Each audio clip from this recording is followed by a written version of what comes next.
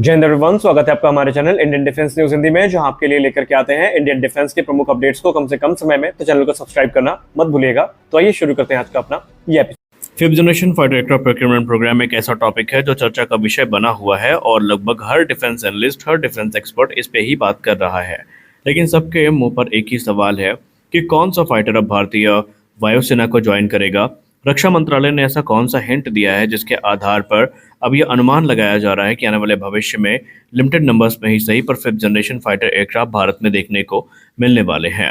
दरअसल रिपोर्ट्स बता रही हैं कि भारतीय वायुसेना ने खुद सामने से आकर के जो 2 से 3 स्क्वाड्रन है फिफ्थ जनरेशन फाइटर एयरक्राफ्ट की, इनकी खरीद को रेकमेंड किया है रक्षा मंत्रालय के सामने।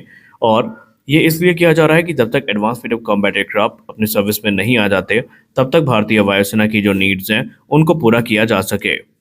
अगर हम मीडिया संस्थान एएनआई की बात करें तो एएनआई की रिपोर्ट में डिफेंस सोर्सेज ने क्लियर कर दिया है कि बाकायदा इसके लिए एक कमेटी का गठन किया जा रहा है और इस कमेटी के अंदर ये जिम्मेदारी होगी कि वो जल्दी से जल्दी भारतीय वायुसेना की नीड्स को समझे और उनके आधार पे जो डिसीजन मेकिंग है उसमें सरकार की मदद करे।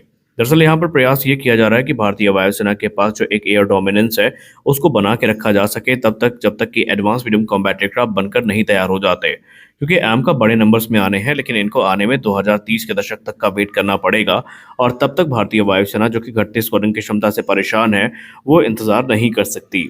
और इसके लिए बाकायदा एक एम्पावर्ड कमेटी जिसको लीड कर रहे हैं defence secretary R K. Singh sir, इनको ये जिम्मेदारी मिली है कि आप उस पोटेंशियल जो विनर है उसको चिन्हित करें और उसका रिकमेंडेशन भेजें और उन्हीं के आधार पर जो चीज़ें हैं वो आगे बढ़ेंगी।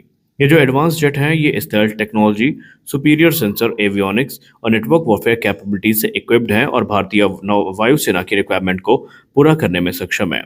लेकिन सवाल ये है कि SU-57 और F-35 दो संभावित ऑप्शंस हैं, भारत किसके तरफ जाएगा। देखिए, F-35 को लेकर हम ये जानते हैं कि दुनिया के सबसे एडवांस फिफ्थ जनरेशन फाइटर्स में से एक है, लेकिन इनका कोई फॉर्मल ऑफर नहीं है। अभी तक ये भी नहीं क्लियर कि भारत की कौन कौन सी शर्तें अमेरिका से मानी जाएंगी। क्या अमेरिका भारत को वह स्वतंत्रता देगा जो भारत चाहता है, जिसके अंतर्गत इंडिजिनस वेपन सिस्टम का इंटीग्रेशन, इंडिजिनस सिस्टम्स का इंटीग्रेशन, इंडिया स्पेसिफिक इन्हेंसमेंट्स और फुल फ्रीडम शामिल है। तो ये चीज़ें F-35 के केस में थोड़ा मुश्किल लगती हैं, क्योंकि अमेरिका जिसको जिसको ये एयरक्राफ्ट बेचता है कहीं ना कहीं अमेरिका इन एयरक्राफ्ट को मॉनिटर करता है, इनकी एक्टिविटीज़ को मॉनिटर करता है और इन्हें कंट्रोल करने का प्रयास करता है। वहीं इसके उलट अगर हम SU-57 की बात करें तो ये aircraft already full transfer of technology, full source code और लोकल मैन्युफैक्चरिंग के साथ ऑफर किए जा रहे हैं। रूस ने तो कह दिया है कि अगर भारत ये लेगा तो हम इसका ट्विन सीट कॉन्फ़िगरेशन भी तैयार कर सकते हैं।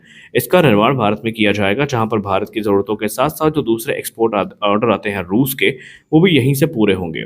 इसके अलावा उन्होंने ये भी कहा कि आप जो मॉडिफिकेशन करना चाहते हैं हम सब के लिए तैयार हैं। भारत के पास ऑप्शन है कि भारत हाइपरसोनिक मिसाइल्स को भी इनमें सेलेक्ट कर सकता है, अस्त्र सीरीज की मिसाइल का इंटीग्रेशन भी कर सकता है, रुद्रम सीरीज की मिसाइल्स का भी इंटीग्रेशन कर सकता है। इसके अलावा जब AL-51 इंजन बन के तैयार हो जाएंगे तो अपग्रेड के माध्यम से वो जो नए इंजन है उससे भी इस जेट को इनको इक्विप किया जा सकता है।